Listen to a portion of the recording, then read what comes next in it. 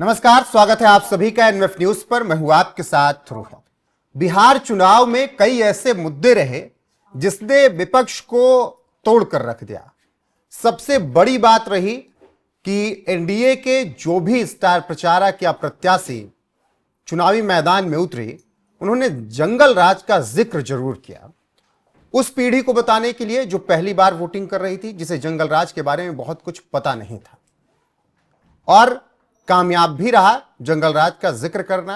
नतीजे 202 सीटों के साथ दिखे। बीजेपी सबसे बड़ी पार्टी बनी।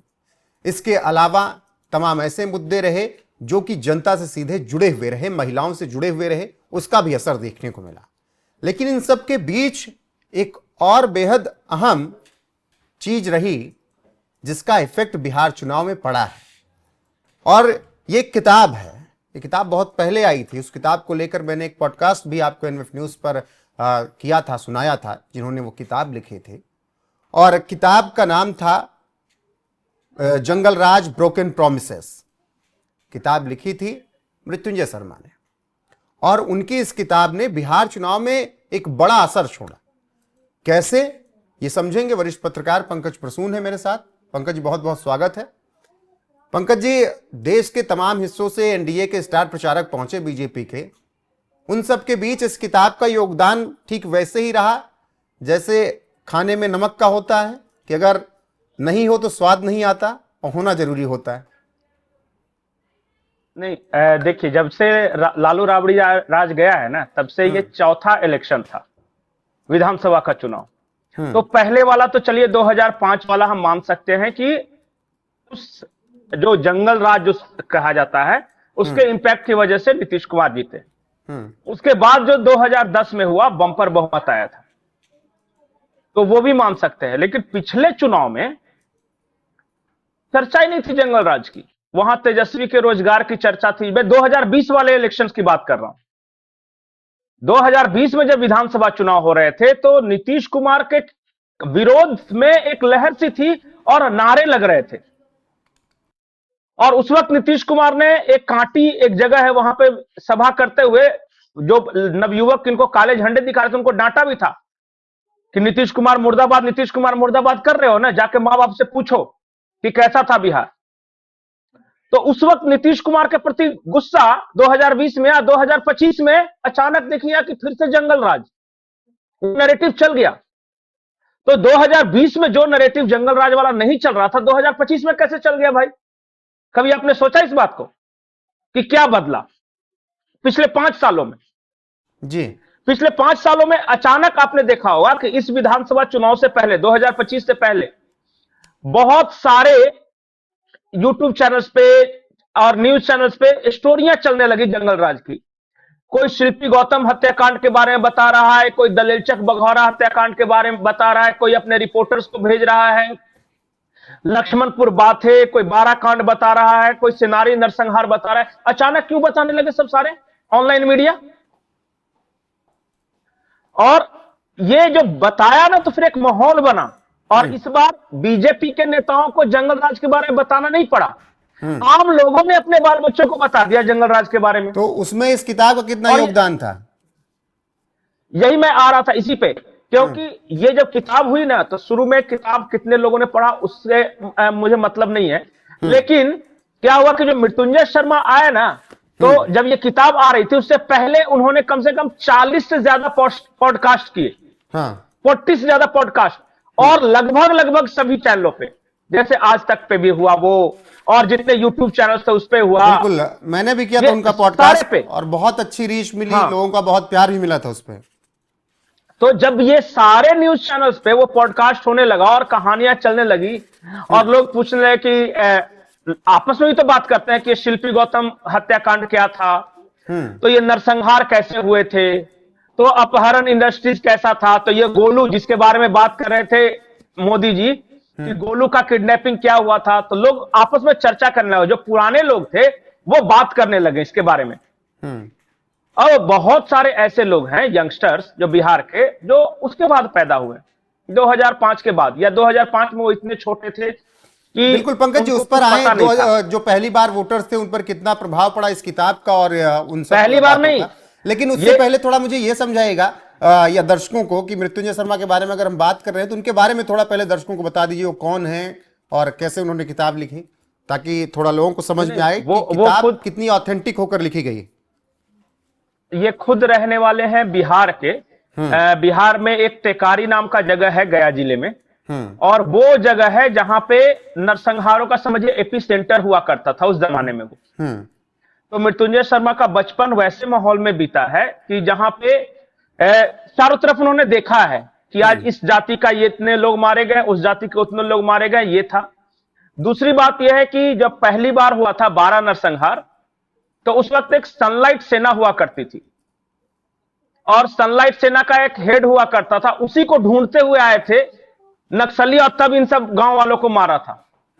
वो भी इनके गांव से, बिल्कुल गुलजाना इनका गांव का नाम है, वहां से ये जुड़ा हुआ सब पूरा प्रकरण है। इनके पिताजी भले ही नौकरी में थे, ये बाहर रहे, लेकिन अपने गांव में तो सारा कुछ जो हो रहा है, जैसे आप अभी दिल्ली में है, लेकिन आपके गांव में अगर कोई नरसंहार हो जाए, कोई किडनैपिंग हो जाए, कोई मारामारी हो जाए, तो आपको तो सब पता होगा। और फिर जाते भी थे लोग देखने अपने परिजनों को कि यहाँ पे ये मारा गया है, तो यहाँ पे ये कटा गया। उस वक्त एक कहावत चला करता था, 6 इंच छोटा कर देंगे। 6 इंच छोटा करना मतलब कि गले से नीचे इसको काट कर देना, ये नक्सलियों का नारा था उस वक्त। और फिर उनके काउंटर में फिर रणवीर सेना वगैरह आया, वहां दोनों तरफ से मारे जाने लगे। तो ये सब कुछ इन्होंने जिया है। बाद में जब ये पढ़े लिखे तो ये आईआईएम्स में भी आईआईएम्स ग्रेजुएट है। अगर पढ़ाई लिखाई की मैं बात करूं, फिर उसके बाद आगे चर्चा करेंगे। An engineering graduate from BIT Mesra Ranchi and an MBA from XLRI Jamshedpur, and he is also run a social initiative called Kartavya to teach mathematics to underprivileged children। तो मतलब सोशल वर्क भी कर रहे हैं, एक्सएलआरआई से वो एमबीए भी हैं, इसके अलावा बीआईटी मिश्रा रांची से उन्होंने ग्रेजुएट किया है। जी पंकज जी।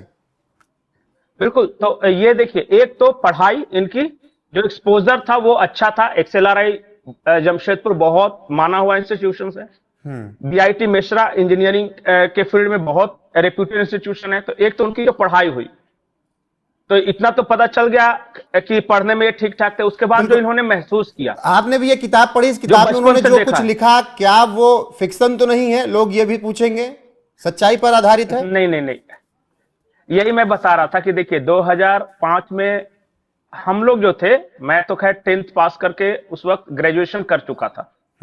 हमारा जो पूरा वो इलाका है, जितने भी लोग हैं, across cast line, across party line, उन्होंने वही जिया है जो इस किताब में लिखा है।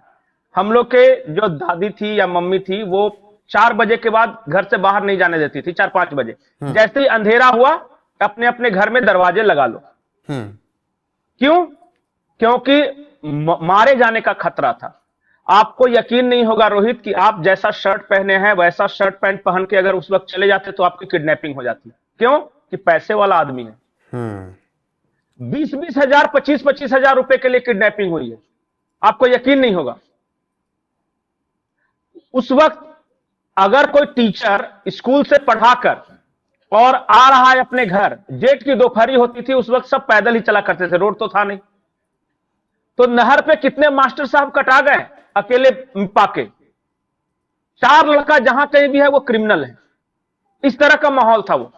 आपको शायद यकीन नहीं होगा कि बस जब जाती थी ना वहां से, तो बस को हाथ देकर रुकवाया जाता था और जाति पूछ के मारा जाता था कि क्या नाम है। अगर आपको सिंह, शर्मा ये सब मिल गया ना, तो हो सकता थे मारे जाने के चांसेस कम है। इसलिए हमारे जनरेशन के अधिकतर लोगों के आपको सरनेम वो कास्ट न्यूट्रल मिलेंगे।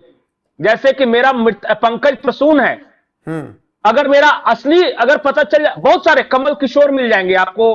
पंकज जानबूझ के छुपाते थे लोग उस वक्त कि बेटे का कास्ट पता चल जाएगा तो कोई मार देगा। ये बिल्कुल थी आप। बिल्कुल, और उन्हीं सब बातों का जिक्र बहुत ज्यादा आपसे लेना चाहूंगा। उन्हीं सब बातों का जिक्र है, और आपने उन कहानियों का भी जिक्र किया, उस दौर का जिक्र किया जो इस किताब में भी जिक्र किया गया है। और इस किताब ने इन्फ्लुएंस किया बिहार की जनता को, बिहार के पढ़े लिखे युवाओं को। वही मैं आखिरी में आ रहा हूं कि 18 साल जो पहली बार वोट कर रहे थे, क्या उनको जंगल राज के बारे में पता चला तभी माहौल बदला? नहीं, उनके लिए तो ये एक फैंटेसी है, एक फिक्शन कहानी है जिसको सुनने में अच्छा लगता है पर यकीन नहीं करते। मैं आपको हकीकतें बताता हूं कि जो 25 साल आप फर्स्ट टाइम वोटर को मत बोलिए। जो 25 साल या उससे कम के लोग हैं ना, जैसे 25 साल का जो इस बार वोटर है, वो उस वक्त 2005 में कितने का होगा? 4-5 साल का होगा।